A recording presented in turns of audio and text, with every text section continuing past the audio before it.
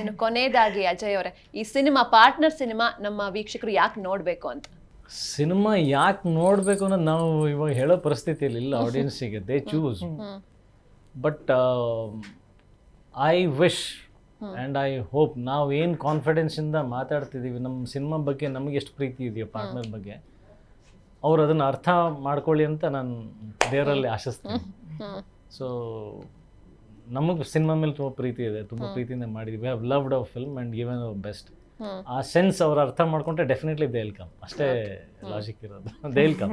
S, ಇನ್ನು ಬೃಂದ ಅವರೇ ನೀವೇನು ಹೇಳ್ತೀರಾ ಕೊನೆಯದಾಗಿ, ಪಾರ್ಟ್ನರ್ ಸಿನಿಮಾ ಯಾಕೆ ನೋಡಬೇಕು ಜನರು? ಇಲ್ಲ ಸರ್ ಹೇಳ್ದಂಗೆನೆ ನಾವು ಆಡಿಯನ್ಸ್ ಆರ್ ವೆರಿ ಇಂಟೆಲಿಜೆಂಟ್, ಅವ್ರಿಗೆ ಫೂಲ್ ಮಾಡೋಕ್ಕಾಗಲ್ಲ. ನಾವು ಇನ್ಫ್ಯಾಕ್ಟ್ ಈಗ ಸಾಂಗ್ ಬಿಡ್ತಾ ಇರೋದನ್ನು, ಮುಂದಿನ ಕಾಂಟೆಂಟ್ ಬಿಡೋದು ಕೂಡ ಅದೇ ಇನ್ವಿಟೇಷನ್ಗೋಸ್ಕರ, ನಮ್ಮಲ್ಲಿ ಇದಿದೆ ಅಂತ ತೋರಿಸ್ಕೊಳ್ಳೋದಕ್ಕೋಸ್ಕರ ಅಷ್ಟೇನೆ.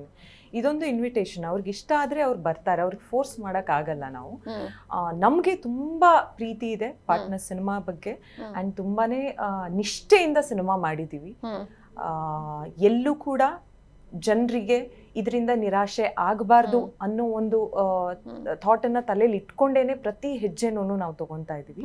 ನಮ್ಮ ಮೊದಲನೇ ಹೆಜ್ಜೆ ಅವ್ರಿಗೆ ತುಂಬ ಇಷ್ಟ ಆಗಿದೆ ಆ್ಯಂಡ್ ಎಲ್ಲೋ ಒಂದು ಕಡೆ ಕಾನ್ಫಿಡೆನ್ಸ್ ಇದೆ ನಮ್ಮ ಮುಂದಿನ ಹೆಜ್ಜೆಗಳು ಕೂಡ ಅವರಿಗೆ ಇಷ್ಟ ಆಗುತ್ತೆ ಅನ್ನೋದು.